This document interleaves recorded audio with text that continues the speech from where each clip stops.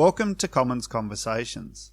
In this week's episode, Commons Director Holly Hammond chats with Lucy Graham, Cape York campaigner at the Cairns and Far North Environment Centre, CAFNEC, about her experiences of rural and regional organising. Hello, Lucy Graham from the Cairns and Far North Environment Centre. So good to have you here with us on Commons Conversations. Thanks, Holly. Nice to be here. Yeah. Well, maybe just to kick off, can you give us a little bit of a sense of your role up at CAFNEC? Yeah, my current role at the Cairns and Far North Environment Centre is the Cape York campaigner. So in that role, I work across the region of Cape York and sometimes into the Gulf of Carpentaria, working with mostly traditional owner groups and other stakeholders in the region to, address environmental threats that are there and also to actively try and protect nature. So it might be trying to progress new protected areas or stopping mines and dams, whatever it is that people are coming to us for help about. That sounds like lots of good, challenging work. How did you come to play this role? What drew you to campaigning and organising, and especially up north? Well, I grew up in this area. Actually, my pathway into, environmental advocacy was that I worked as an outdoor educator for many years and just saw the places that I was working in suffering. And I sort of thought, I'm teaching these kids to fall in love with the environment, but not guaranteeing it's part of their future. So like many people, I went to uni and I accidentally became an activist. And so, basically through, at uni when you have a bit more time and space than the average person, I started volunteering, running campaigns. I went to uni at JCU here in Far North Queensland. And so those were in my home turf. And and I guess it's rare that you can work in the region that you grew up in, protecting the environment. There's not many jobs. So, I had gone and worked in Brisbane and worked in some of those bigger orgs. And when there was an opportunity to be home, working in the region that is my home and the place I'm connected to, can't say no to that. So I did actually work as the director at CAFNEC for 5.5 years and had a bit of a break recently. But, when I did that deep thinking about what I want to do with my time, I wanted to be here at CAFNEC still. And I was extremely lucky that due to some of the work that CAFNEC had been doing, this new role exists as of 2 months now. Yeah, really hearing from you there how important it is to work in the region that you're connected to. Any insights or contrasts, I guess, between working in your region versus out of it? Things that were easier in one context or the other, or more challenging in one context or the other? I think I can only talk from my personal experience, and I don't think that what I'm about to say is true as a rule. It's just true for me, which is this work is incredibly difficult work that we do in environmental community conservation advocacy, and the why is what drives me, the purpose. And, that's your heart. And my heart is with the people and the places I grew up in. But also I want to know who I'm fighting for. And sometimes when you work, like when I was working in Brisbane and you have a lot, I learned so much about how to campaign well. I made many, many connections that make my work much easier now because I've got connections in the movement, in government, in different places. Without that work and that time that I spent in Brisbane as an organiser, I wouldn't have the skills I do now in campaigning that I can bring back to my region. But I did lose a bit of what I was fighting for because, for me, I need to know what is the front line. And I think one of the hard things is for me was sometimes working with a lot of folk in the big urban centres is that they have a beautiful value-based understanding of the issue, but it's very conceptual. And if they don't work on that issue, the volunteers or other, even members of staff, it's not going to change their life radically. They can choose to engage or not engage. In regional areas, quite often, not always, but quite often, you're working with people whose lives are radically impacted by what they're fighting for. And they won't walk away from it for that reason, but also if it's not worked on, their lives radically change. So for me, in my work, I find it really hard if I'm not connected directly to who I'm fighting for with the people who will be radically affected by inaction or, that kind of thing. So I prefer to be on the front lines, I guess, because then it's really clear what needs to change. That makes so much sense and really gives me a sense of the kind of depth and commitment involved. It also sounds like a hard thing to clock off at the end of the day or, kind of partition in different parts of your life. Any thoughts on that? Yeah, I mean, I think that's really true and is one of the hardest things about working on the front line. But it's funny because it's actually like also not the case in other ways, because when I was working in bigger orgs, there's this like urgency.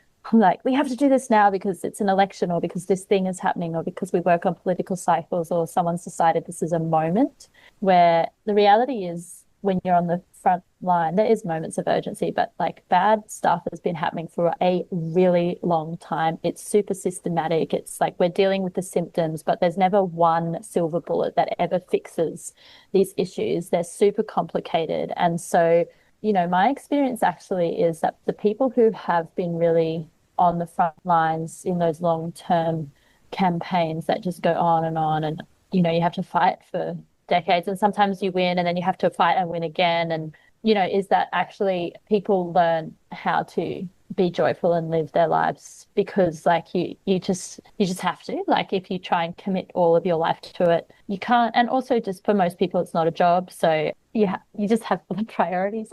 And so like, it's kind of this interesting thing where in some ways, yes, it is hard to clock off because it is your front line and you can't just turn that off and walk away.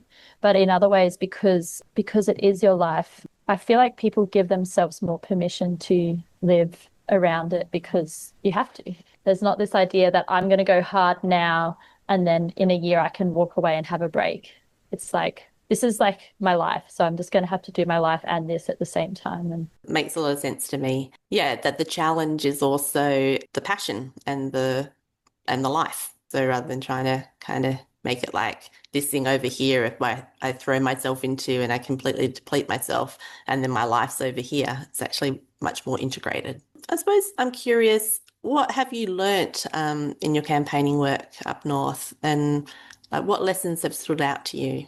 Yeah, I think, it's not going to surprise you, but it's just, regional, remote, it's deeply relational. The most important thing is the relationships you have, not the work that you do, because you will never have enough resources to do the work you need to do well. And so it relies on relationships and like collaborations and getting people working together and working through extremely complicated relationships. When you are in a big city, you have millions of people. You can just find the people who think like you and call that your community, I think, in a way, right? But in regional and remote areas, you have a select group of people who are your community and you actually have to work with all of them because, the person who might have extremely different politics to you and want to, mine your country might also be your local doctor. Like, I'm not saying that's happening, but that's the kind of thing that can happen. And also, there's deeply complicated relationships in Aboriginal communities, but also like non-Indigenous communities as well. There's so many layers to it. And if you're not focused on the relationships and the interpersonal dynamics of why these problems exist, you won't ever win or you won't ever progress your work. And so you should build your relationships and then your work together rather than build your idea of what your campaign is and then what relationships you think are necessary for that. There is never a point where you should choose progress on a campaign over a relationship either. And I think that's something that is, it was a starkly different experience that I had when I sort of moved down to Brisbane. And I think the other thing is that it's about working on the symptoms. It was a real eye-opener for me when I moved into the city and we're always strategic, working on the most strategic thing. And it's like people who are out in community, they're not like, I want to work on this because I know it's the most strategic thing I can do to change this like policy wonk issue at a governance level of state or federal parliament, right? No, people are like, there is something happening in my backyard that is radically going to affect me, or on my country that's radically going to change my cultural landscape, and I'm going to fight for that. And so when you're in bigger orgs or different scenarios, you look at the resources you have and you say, where can we work strategically? Whereas in regional communities, you look at the work you have to do and figure out with the resources you have what relationships and different things you could leverage to make sure that that work happens. And naturally, you sort of bring that up to have impact in those strategic ways. But if you're not working on the symptoms of these big policy issues, then there's not any point in doing your work. Because if you start going and talking to someone who's got a massive mine in their backyard about why they should care about the EPBC Act, they're going to be like, okay, that's nice, but that's not going to change this mine right now. And so it's like, as someone who's, working in a regional body or in the position that I have now, it's my job to actively work with those people on the symptoms and then help to work with them to get permissions and consent and understanding in how to translate that into examples of why other national and state orgs can exemplify the need for those big policy changes. And so, sometimes people are like, well, why are you working on that? It's not strategic. And I'm like, well, it's strategic for the people who will be affected by it, and you sit in this very unique position of campaigning on both the symptom and the sort of structural cause. Yeah, it's really making me think about these different choice points that we have in social change and different models. So if you think about the Industrial Areas Foundation model, which Sydney Alliance and Queensland Community Alliance have taken up. You start with a lot of relational meetings and connections across difference, and then they do a process of discernment to decide what they're going to work on altogether.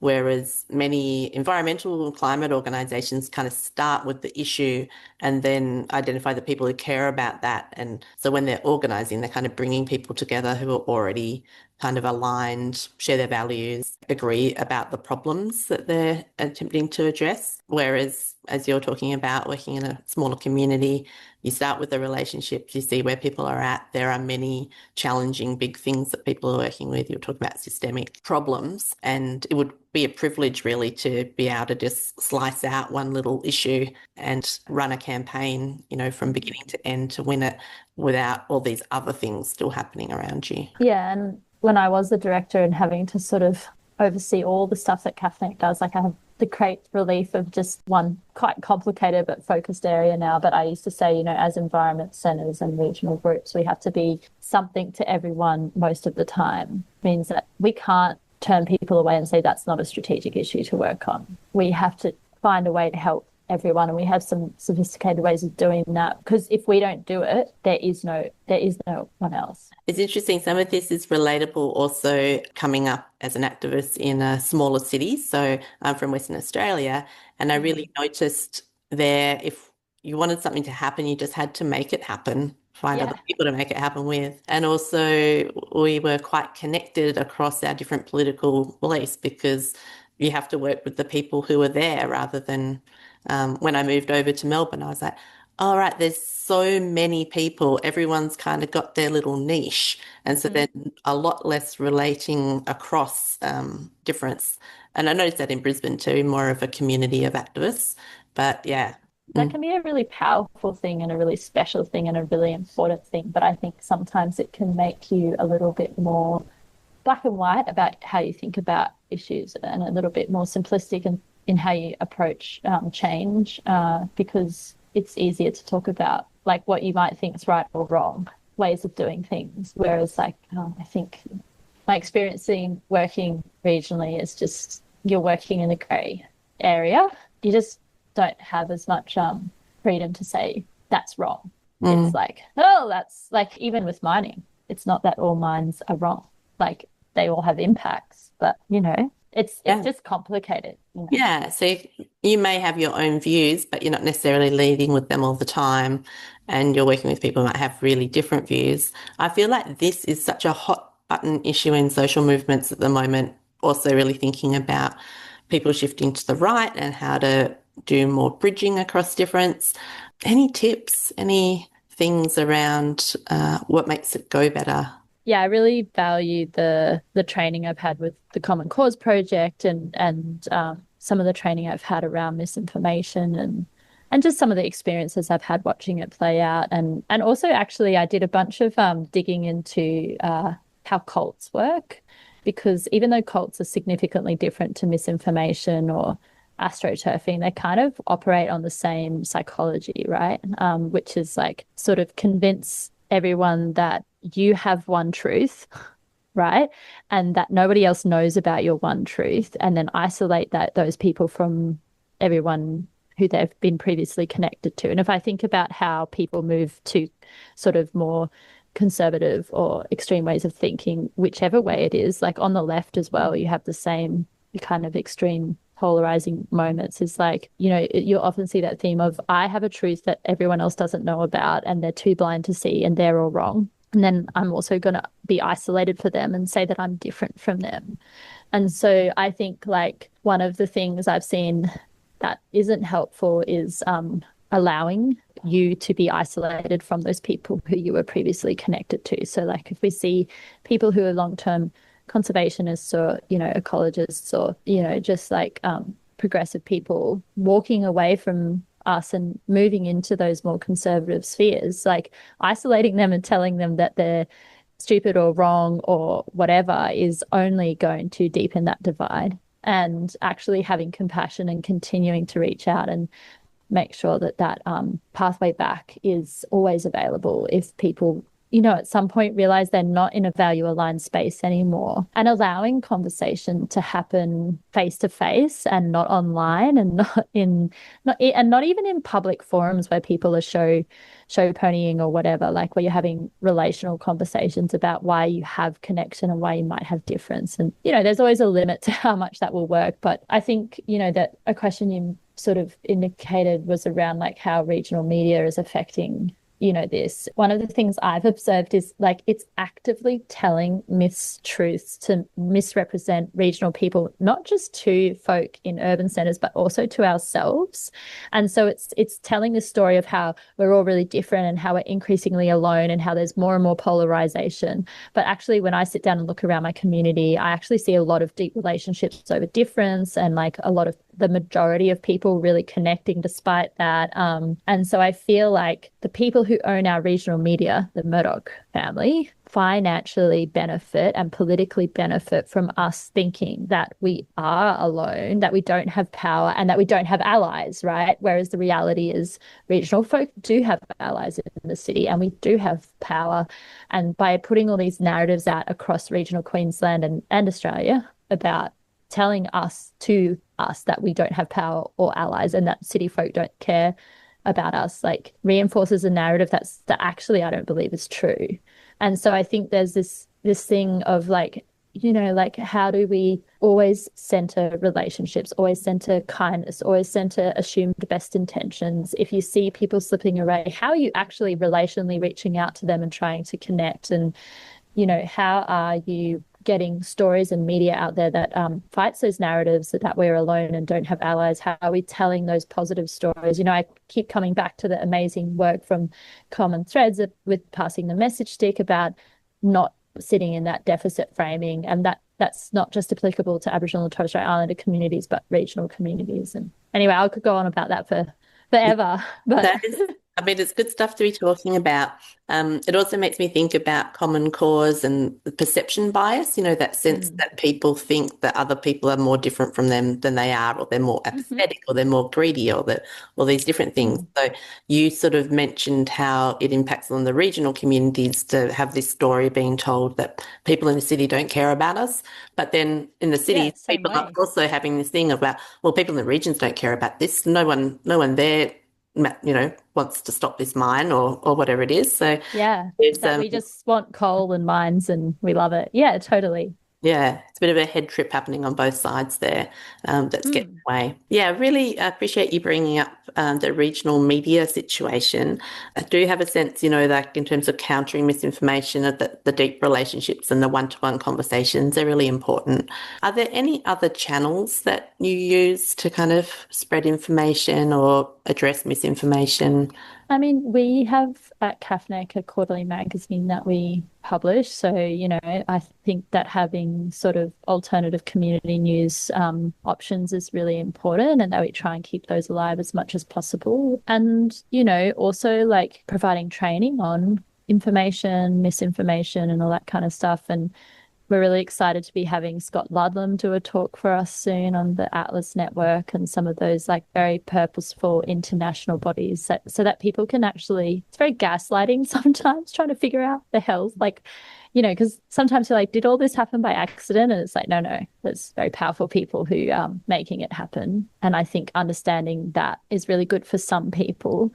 But I think, you know, ultimately it's a lot of that. We have a regional roundtable, we have regular green drinks. It's like bringing people together on common values from different parts of the community regularly is one of the best ways, I think, to, you know, combat disinformation. And that's not the start or the end of it, but it's what we're doing on the ground, you know, different approaches for like bigger groups that have more influence in the media and things like that. But I think regionally, that's one of the best ways you can do it. So getting people together on a regular basis, making sure you're sharing your story, having things like your quarterly magazine. Also curious about how much organising you've done through kind of existing institutions or networks, like whether it's about potentially like local council networks, land care, environmental or farming kind of connections. Any thoughts on that? Yeah, so I guess like CAFNEC has 47 member groups who are like, or around about that, who are land care groups and traditional owner Aboriginal corporations by majority. And we also have partner groups like the NRM groups, so a really good one. And we work closely with local government, LGAQ, and different things like that. You know, it's looking at where your most active members of the community are, I guess, as a starting point. Land care groups, the queer community in regional areas are usually very active. Refugee groups, we also connected with. And then, the NRM groups, you know, are different to land care again, but also very active in those traditional owner groups. You know, these are all the people who are on the ground seeing what's happening out in the world. They know their places and they know what's changed and they can tell you, you know, the shifts in the world around them. And also even like bird watching groups and citizen science groups are also really important ones in the local landscape. You know, I'm obviously speaking from an environmental perspective. We also like do a bunch of work with community disability and like aged care groups because when we talk about climate change, you know, I just observed that we would go to all these the government engages you in these regional meetings, and the environment representatives were almost always advocating for similar things to the sort of humanitarian world because the lead causes of like ill health for people and the environment are pretty similar. And so there's differences, but like when it comes to climate change, a lot of the solutions for people with disabilities or, you know, aged care, just generally, you know, the sort of low socioeconomic groups are also like the drivers of those issues are similar to the drivers of environmental and community issues. So that's another place where we have a lot of connection. Great to have that sense of, connecting around shared needs. And it does make me think kind of about those relationships of solidarity as well. So if certain communities are being attacked or undermined, although it might not seem like it is your issue, you know, but you would also be there to stand up for people. Yeah, and I think this is a real evolution of the environment movement is, you know, recognizing that many of our environmental advocates are people who also experience different layers of oppression. And if we want everyday people to be advocating for the environment, we need to be alleviating the oppression that they experience so that they can advocate for the environment. So while our objectives of an organization might not be to pursue, you know, LGBTQ or Q rights or, you know, refugee rights or whatever it may be, or Aboriginal and Torres Strait Islander rights, there are moments where we need to stand together because the people who are being oppressed are our members, our volunteers, our member groups, our partners. And so, we have some real intention around our solidarity. Powerful stuff. So we've talked about some of the challenges of organising in the regions and also some of the deeply enriching and satisfying aspects. One thing I'm curious about are, you know, networks of support, things that you've found helpful for your work, whether that's connecting with people in other regions or within your own, you know, through organisations or through personal kind of connections. I think particularly in the leadership position at a regional conservation group, it can be extremely isolating. And so the work that QCC does, facilitating the regional conservation groups in Queensland, we have 9 to get together to share stories and talk and share approaches is really important, because it's actually an extremely rare position to be in. And if you haven't done that work where you have to sit between the symptom and the structural cause and work on both effectively, it's actually it can be quite unhelpful sometimes trying to just debrief with people who don't necessarily understand how uniquely challenging that can be. So I think help having people who are doing the same role as you, and even though the regions in Queensland are starkly different and our challenges are different, we know that we are sitting in the same sort of challenge point. So that's been really helpful. And additionally, QCC as our state sort of body facilitates regular sort of campaign meetings in some areas that are also really helpful in connecting regional groups to those state and national conversations, because you need to be in there. And it's really important that those state and national groups who are working on those structural issues actually hear from the ground about some of the perverse ways that those policy solutions can play out. And if that is happening, that they know about it, because the reality, it's not shade to anyone doing that work. It's just how do you find out if you're not connected, right? And so it's really important, those networks. I think actually the support is still a massive gap in our movement. It took me 3 years to find a mentor as a regional director, and in the end it was someone from outside our movement who had the time and energy to do that. And I think there are places like Wella, the Women's Environmental Leadership Network, and things like that. But I think there's a really big gap in intentional leadership development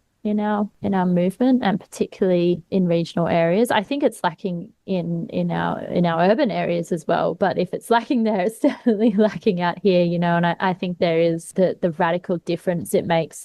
When we've had representatives from national orgs like RE Alliance Living just happen to be living in Cairns, the radical difference that made in helping to do work together, having people and that was just happenance, but it has made me reflect on how do you have relational time with people. And there's some real structural issues with how leadership's understood in our movement, so there's some systems in certain organizations where you have to be a certain sized organization to be considered a leader in the movement. And the reality is we shouldn't be basing our leadership structures on neoliberal capitalism, right? So where do regional leaders get to sit with national leaders and share and scheme? And that's just actually a gap at the moment. So unless you're fighting as a regional person, unless you're actively fighting or being invited into decision-making spaces in our movement, there's a sort of, it's not just that there's a lack of support, it's just that there's a lack of engagement or presence still. And I think there's really good people trying to change that, and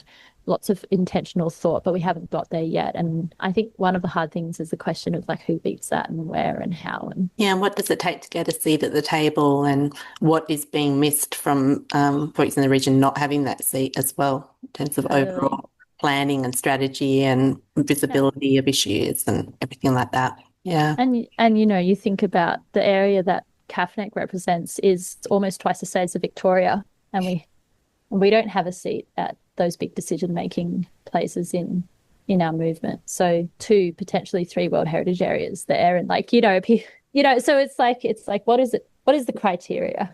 And I don't think there should be a criteria. I think anyway, it's a tough, complex problem that doesn't have an easy solution. An important one to name. I'm conscious we've been talking about your work being quite embedded in the region, but the other model is the fly in, fly out kind of approach. I'm wondering if you've ever seen that done well, or, what has been harmful about it when it hasn't been done well. Yeah, I was a volunteer at CAFNEC during the Fight for the Reef campaign.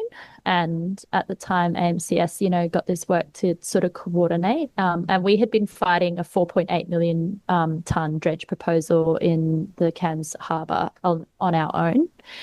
And when AMCS, they did that so well, They didn't come in and say, this is how you campaign. They said, we would love for this campaign to be included in our big, broader movement.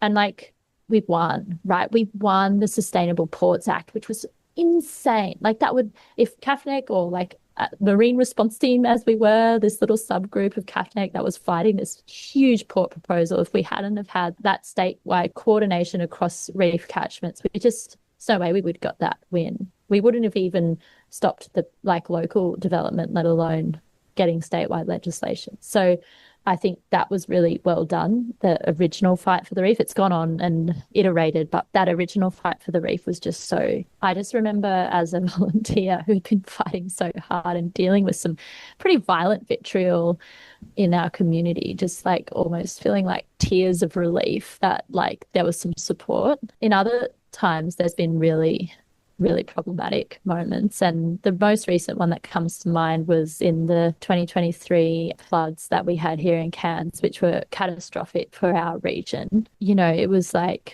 I'm an SES volunteer, right? So I had been operational on the day of the flood for 16 hours and then the second day of the floods for 15 hours. We had paused CAFNEC work and said like community is priority now. So everyone was volunteering out in the community with food aid, mucking out houses post floods, doing all kinds of stuff. And we had all these calls from national organizations and state organizations like, you need to get stories, like give us people who can be like spokespeople for their experience. And, you know, as the director at the time, I said, you need to wait. Actually, we have relationships with these communities. These are our communities. We're not going to just like suddenly give you people who you're going to utilize to an agenda, right? And that we know that it's really harmful to do that and also like it's not over. Like people are sleeping in halls. These are people who, you know, haven't spoken to media before, who are highly traumatized. And it was a very utilitarian approach. And after I had said no to people, then they started calling my team members. And so they sort of surpassed my leadership in the organization to try and it was super problematic. What we did, we had already been talking to these communities about climate impacts, and we had table talk conversations where we had, you know, our local centre care involved, who had a psychologist there with us, who, you know, we facilitated those conversations, and we made a really powerful report that came out maybe 6 months after. So it's not this urgent, rapid response or whatever, but it's a very meaningful way of helping those communities to engage in their advocacy rather than be used for advocacy. You know, it wasn't just potentially harmful to the community if we hadn't prevented that extractionism, but like, it was harmful to us as campaigners for these organizations who had never wanted to work with us before, didn't have a relationship with us, didn't care about us before, and some organizations who had, you know, actively not funded the work that we'd been applying for climate talks and that stuff, then reaching out in this really transactional way. It's something that still like hurts. And it's not like that's a unique story. That is a lesson this movement has learned time and time again. We're still doing it, you know? So yeah. And then just like the other time, which is obvious, is just around elections, when all of a sudden you're a priority electorate, which could sometimes really come. And there's actually been some recent examples of organisations doing it really well, you know, because we have a long-term partnership relationship with QCC. They are good at working with us around elections. But, you know, in the past, when it's been other sort of organisations who decide that we're, you know, strategic for whatever campaign, yeah, it can be quite transactional, and we can't just like employ people for 6 months and then that's not how we don't have those people that can just like do 6 months of hardcore campaign work. And if they come from outside the community, they don't understand the regional relationships. So it's tough, you know. Thanks for sharing those examples. Really powerful. And elections are going to come around again. There's going to be increasing, you know, extreme weather events to deal with, and that kind of crossover between disaster relief, recovery, community support and campaigning is going to be an area that's going to continue to be apparent, you know, and need to be worked on. Yeah. And like, you know, as regional climate advocacy groups, we can't just campaign on preventing climate change now, because and particularly in the far north, like Northern Australia, we are at the most risk for a lot of the climate impacts, and we are feeling them now. And so we're having to adjust. And look, many people around Australia are, right? And we're seeing these new groups form that are really about responding to the impacts of climate change that are already occurring. But yeah, I think there needs to be a lot more thought in how we adjust our work, because we have to now respond to climate events and advocate for emissions reductions and all of that in the same breath, which radically changes how we work. But I'm not sure we've intentionally thought about that as much as we could as a movement. Like, certainly it's happening across the movement, but yeah, so many big things to try and adjust to. It's tough, and there's no simple solution. And you know, this, like, we are responsible for that as much as anyone else in the movement. Yeah. Is there any last thing you'd like to say?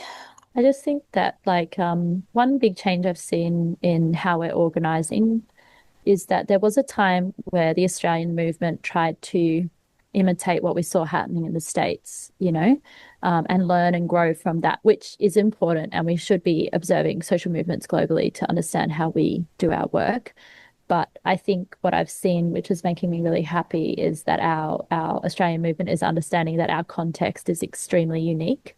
We have such a small population over such a big area. We have such unique environments and cultures, and actually our organising has to be unique, not just to Australia, but even to our regions and how radically different they are. And that, like, some of those ideas around big organising just don't actually play out in the way we thought they would in Australia. And I think it's really important that we tested and tried them, and there's some learnings to take forward. But, you know, I think what we're seeing shift now is that we need to build our own understanding of Australia's unique organising landscape. And the fact is that when you have lots of people spread out over large distances, is that you need, with not necessarily with internet access or computers or even phone reception, you have to have a radically different way of organising, and it's always going to cost more, and we're never going to have the financial resources actually to organise in the way that we could. And so, you know, we have to be really, I think, innovative and unique in how we organise. And, you know, I think